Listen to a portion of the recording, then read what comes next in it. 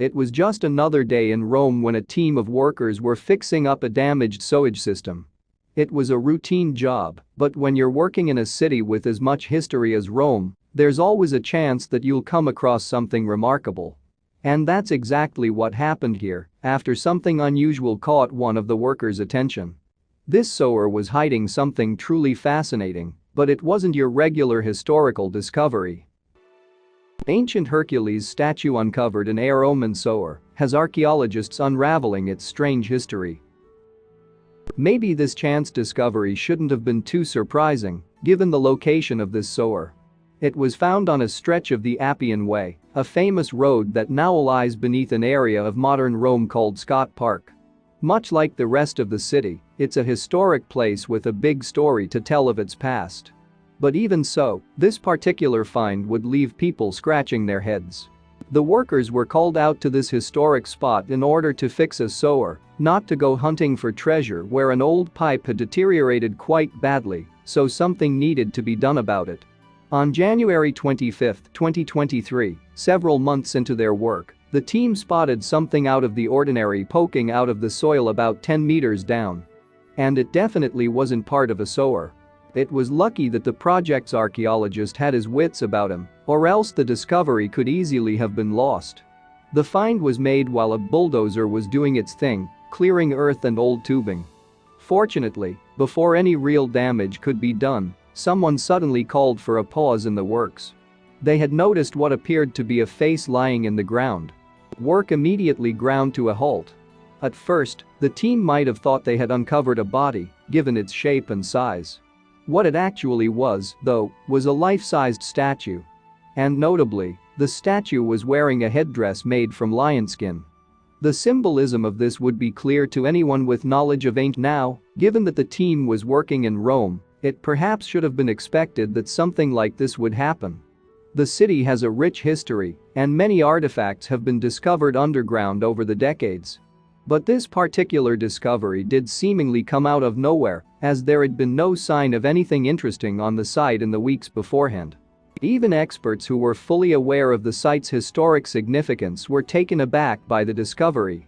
"I doubt anyone was expecting a find like this under these circumstances," Jane Drackett, an archaeologist from the University of Glasgow, told the Miami Herald in January 2023.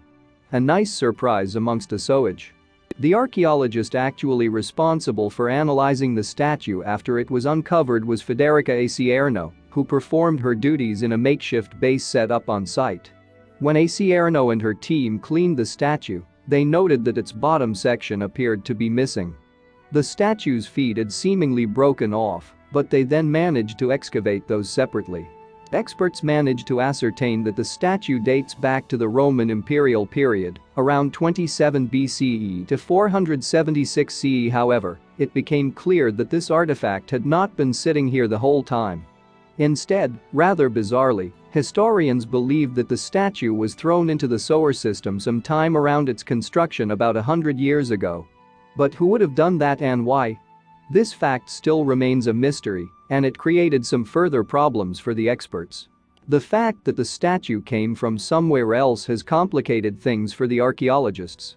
If the artifact had always been here since ancient times, then they could have tested the soil around it and dated it that way. As things stood, though, they needed to use other methods in order to figure out how old it is. And this led to some even stranger details.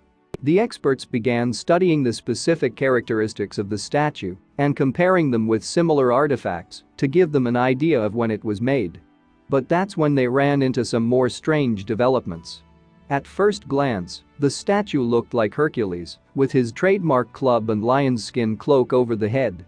However, when they investigated further, they realized that the statue didn't depict Hercules at all, but someone dressed up as Hercules. After careful analysis, the experts realized that the face of the statue appears to be a likeness of a Roman emperor called Gaius Messius Quintus Traianus Decius, who ruled during Rome's imperial age, from the year 249 to 251. Decius's reign was a brief one, cut short by his death on the battlefield during a conflict with the Goths. Still, despite his limited time and power, we know what he looked like today because his image shows up on coins from the era. And comparing the face of the statue with the one that appears on such coinage, the experts hope to confirm that the statue is in fact of Decius himself. Experts from around the world have taken a look at the work being conducted in Rome and agreed that the statue does indeed seem to depict Decius. Clues include the statue's wrinkles and its eyes, nose, and lips, which all bear a striking likeness to official depictions of Decius. Sam Heijnen, a scholar from Vrije University Amsterdam, further noted that the statue's short cropped hair and beard are also features that are similar to known representations of Decius. We do not have a lot of statues of the so-called soldier emperors who ruled the Roman Empire between c. 235 and 284 AD, Heijnen added. This time period witnessed the rapid succession of more than 20 emperors in less than half a century, during which the empire's borders were under constant pressure. The face of our Hercules, although corroded, seems to share with the official portraits of Decius the wrinkles of anxiety which recall Republican Roman style and were aimed at representing the concern for the fate of the state, a virtue evaluated very positively in the higher ranks of the empire, local representatives explained. So, the statue certainly appears to possess the face of Decius, but another question still remained. Why is he dressed as Hercules? Well, this left the experts scratching their heads a little. One plausible idea revolves around the fact that Christianity was rapidly expanding during Decius's time.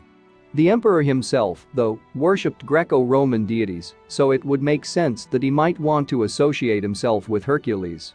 After all, Hercules was a legendary figure who, as the story goes, atoned for his sins by managing to complete 12 impossible tasks. It's certainly possible that Decius would have wanted to associate himself with this mythical hero. Certainly the face of the statue does not look like standard depictions of Hercules. David Potter, professor of Greek and Roman history at the University of Michigan, told Live Science. And it would make some sense for Decius to be interested in this sort of representation because of his religious policy, stressing the importance of Rome's relationship with the traditional worship of the gods. So, did Decius specifically order this statue and demand that it depict him as Hercules? Well, the experts are not sure we'll ever be able to know that for certain, one way or the other.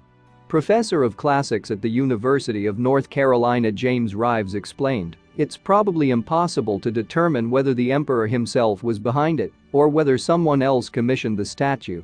In any case, the statue has posed some very interesting questions for experts to consider. And the artifact itself is an impressive thing, which thankfully should be exhibited publicly within a reasonable timeframe. That's good news for any members of the public with an interest in ancient Rome. Everyone deserves to be able to see such a discovery. Aside from the specific questions and interest this statue has provoked, it also illustrates how much we still have to learn about Rome and its history. As Heijnen pointed out, to find such a well-preserved ancient statue really shows that so much is still hidden underneath the surface. Who knows what might yet be discovered? Indeed, a find around 100 miles to the north might just rewrite the history of Roman civilization. The muddy waters of San Cascino dei Bagni in Tuscany probably aren't the first place that you'd want to visit during a trip to Italy. That was precisely where a strange story recently began to unfold, however. Mysterious fragments of bronze statues began to rise to the surface during a recent dig, and the archaeologists on hand realized that they were seeing something unique. As with the Hercules statue, there were plenty of questions to answer, but this was a find that really would rewrite the history books. This statue, which dates back to the time of the Romans and the Etruscans, was uncovered in early October 2022. It goes to show what a rollercoaster ride archaeology can be. Just when you think you're onto something, another detail appears to blow all your preconceptions away. As we learn more and more about the world's distant past with discoveries like this, our thinking is constantly being adjusted.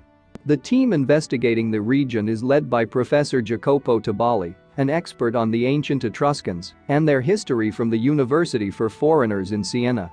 He's been working alongside Italy's Ministry of Culture, headed up by Gennaro Sangiuliano, plus the Central Institute of Restoration in the city of Grosseto in central Tuscany, among others.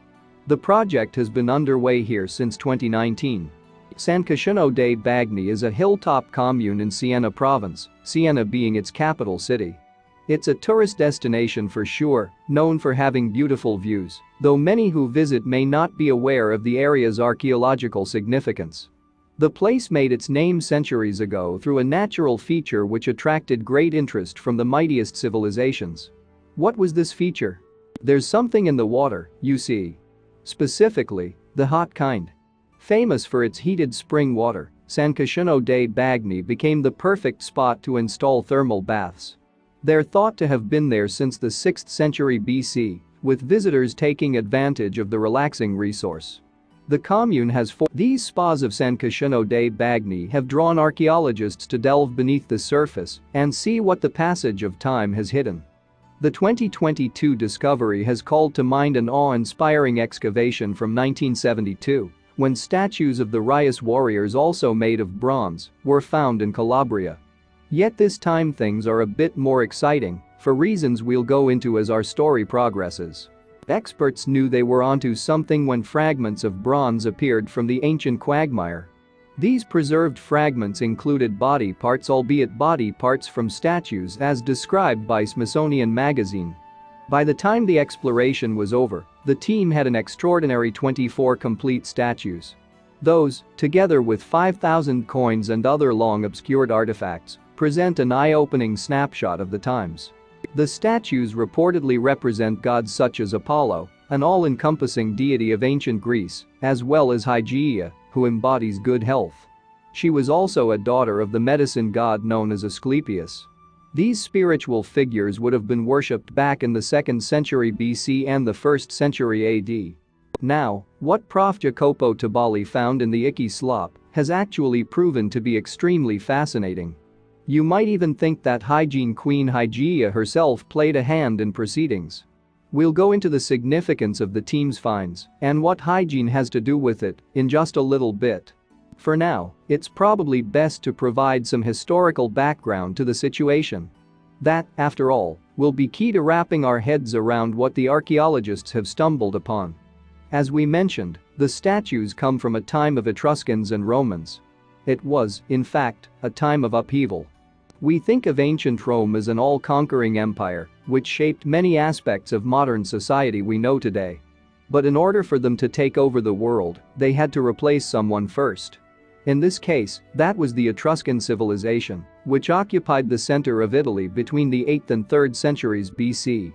The Etruscans are associated with the Villanovan culture, Iron Age inhabitants of Italy, though ultimately it isn't clear where they came from. By approximately 750 BC, what we now know as the Etruscan identity was established. They relied on manufacturing and trade. As well as its use in statues, bronze was worked with to create horse bits, which went inside the animals' mouths. Cities then developed, though this process appears to have been organic, with no coordinated activity between the separate zones. Economic links were formed with northern and alpine tribes, as well as the Greeks, Carthaginians, and Phoenicians from further afield. To them, the Etruscans sent pottery and iron, plus wine and consumables such as pine nuts.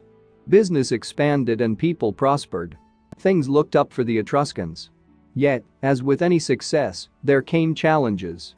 They had a piece of the pie, but other forces were hungry for more. In 540 BC came the Battle of Eulalia in the Sardinian Sea, where Etruria and Carthage had to join forces against Greece. The vast Mediterranean region was looking increasingly crowded.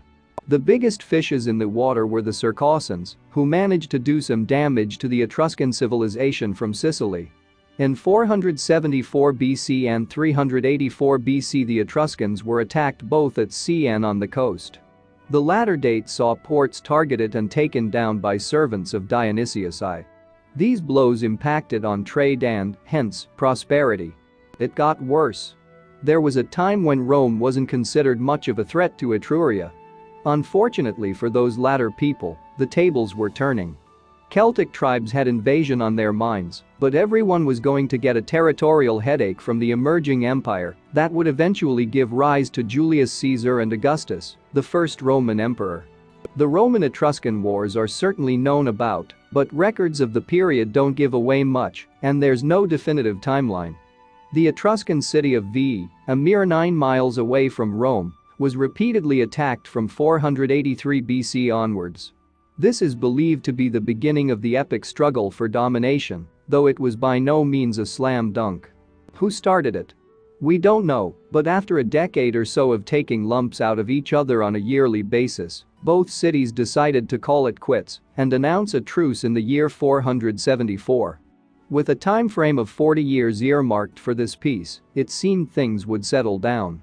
At least in that part of the country. Elsewhere, battles were fought against Greece on the water. Fast forward to 437 BC, and war had flared up again between Veii and Rome. This was the second of 3 conflicts involving the foes, with the last happening in 405. An epic siege lasted until 396, by which point it was game, set, and match to the Romans. In a wider context, Etruscans were gradually falling to the forces of Rome. By 264 BC the Romans had bested them and other rivals to become rulers of Italy. So, you would assume the Etruscan and Roman cultures were opposed to each other in every sense. Well, not according to the bronze statue discovery made in San Casciano dei Bagni. The statues pulled out of the mud by Professor Tabali carry inscriptions. Among these are family names. As you can imagine, you needed to be pretty high up in society to get your name put on a statue, with notables having their details inscribed in both Latin and Etruscan. A powerful status symbol for sure, but what does it tell us about the two warring sides? The mixture of languages demonstrates to archaeologists that Romans and Etruscans appear to have set aside their differences when it came to spiritual matters. How so, you might ask? Romans are known to have buried many traces of Etruscan life when they took over. Maybe this is an archaeological jumble of the two cultures? Not so, as the evidence shows. What experts found is that, rather than being tossed away, the Etruscan pieces were inside a religious sanctuary used by Romans. The structure was then submerged in the hot water in approximately the 1st century AD, as mentioned by Professor Tabali to Reuters. This suggests the deadly enemies weren't so deadly when it came to their gods and goddesses. The revelation that, when they weren't slashing and spearing each other in the name of conquest, the two sides shared a prayer, has been eye-opening for experts. Quoted by Smithsonian Magazine, Professor Tabali stated, "This discovery rewrites the history of ancient art." He added, "Here, Etruscans and Romans prayed together." The discovery also sets a record in terms of its incredible significance. Never before has such a major haul of bronze statues been uncovered relating to this period in Italy. It's sending shockwaves through the historical community, both up on the hill at San Casciano dei Bagni and across the Mediterranean. The materials also matter. This area is known in history hunting circles for its terracotta statues. Bronze, on the other hand? Not so much. Aside from the revelatory religious dimension to the statues and the fact they're made of bronze, their tremendous condition is notable. After a long period of time in the mud, you might be forgiven for thinking that any artifact would deteriorate or break apart. To use a comparison, there are an awful lot of marble statues from ancient Greece that didn't go the distance for various reasons. Indeed, we started this article by mentioning how bronze body parts emerged during Professor Tabali's excavations. So, it's highly surprising that the 24 statues were brought to the surface complete and looking much as they did back in the day. Why is this so? The answer behind the question of preservation lies in the muddy quality of the thermal waters. The mud prevented the bronze from being exposed to oxygen, sealing it away from the ravages of nature. Bacteria couldn't form, so the high and mighty could live on centuries later. This scientific fact is indisputable. Yet it doesn't answer all the questions experts have regarding why the statues are down there. With so much time passing, no proven answer exists. The assumption is the statues were dunked in the drink for ritualistic purposes. It should be said, however, this is a theory, as with a lot of archaeological speculation. Either way, the statues are in historical showroom condition, and the process of studying them has only just begun. The enormity of the find is clear from what people have observed already. Speaking to Smithsonian Magazine, University of Siena archaeologist Chiara Fermo commented on the fine necklaces and earrings worn by one of the bronze female representations. They may be statues, but they seem to bring experts face to face with a long-dead sense of fashion. Not to mention outstanding ancient craftsmanship. How did the Etruscans and Romans create these statues in the first place? In ancient times, Greeks and Romans spent around 1,000 years making statues from bronze. As described by the Met Museum website, bronze was identified as an especially suitable material during the 3rd millennium BC. Copper was also used, but it seems that bronze was preferred for an important reason. Once melted down, it held a liquid state for longer. Initially, statues were like kits that could be riveted together, with each section made from a sheet of bronze. Wooden pieces could be used in some cases to shape the statue. Bronze sheets were placed against the wood and bashed flat. The whole technique was called spheruliton or hammer-driven. Artisans then moved to the method of lost wax casting. With this ancient technique, a wax version is crafted of the statue or piece in question. Clay is applied to the exterior and then subjected to superheated temperatures. The heat melts the wax but preserves and hardens the clay. Liquid bronze is then poured into this fresh mold. There are variations to lost wax casting, but those are the basics. The last time Italy witnessed such an attention-grabbing excavation of ancient bronze was back in 1972, and the discovery of the Rias bronzes, which we referred to earlier. Comprising 2 warrior-type statues, the finds were made on the coast of Calabria in the south of the country. It was vacationing chemist Stefano Mariattini from Rome who reportedly came across them during a dive. Following a period of restoration, the pieces are now available to view in all their glory at the Museo Nazionale della Magna Grecia in Reggio Calabria. Experts aren't sure who the 2-meter-high statues are supposed to represent or how they came to be together in the first place. The impressive physiques could belong to gods, athletes, or other prominent figures. Ultimately, the experts don't know, but the ancient statues appear to have been made in the Greek areas of Attica or Argolis. Created using the lost wax technique we previously described, they are not 100% bronze. Sources note that detailing, such as the lips and even the nipples, are copper. As for the teeth, these were reportedly made using silver paper. So, now that these amazing bronze statues have been found, what happens next? As mentioned in official statements, the statues went to a lab in Grosseto, Tuscany, for restoration. The aim is to present them at a museum, which is being specially funded by the Ministry of Culture. Responding to news of the discovery, Italy's government has been fulsome in its praise. Minister of Culture Gennaro Sangiuliano described the result as an exceptional find. In reference to the mixture of Etruscan and Roman artifacts, he says the stratification of different civilizations is unique in Italian culture. Sangiuliano also sees the excavation as a driving force for the nation's cultural industry. With tourism affected by the COVID pandemic, archaeology plays an important part in attracting visitors. Egypt has been hoping to capitalize on some high-profile discoveries in recent years. Recent documentaries, such as Netflix's Secrets of the Saqqara Tomb, are highlighting ancient history like never before and bringing ancient civilizations to the 21st century streaming generation. Italy may be looking to generate similar interest on their side of the water. Who knows what will be found next? At the heart of this compelling story is the cooperation between 2 warring parties, the Romans and the Etruscans. The fact they appear to have tolerated each other's presence in the name of spiritual enlightenment has surprised archaeologists, not to mention inspired experts around the world.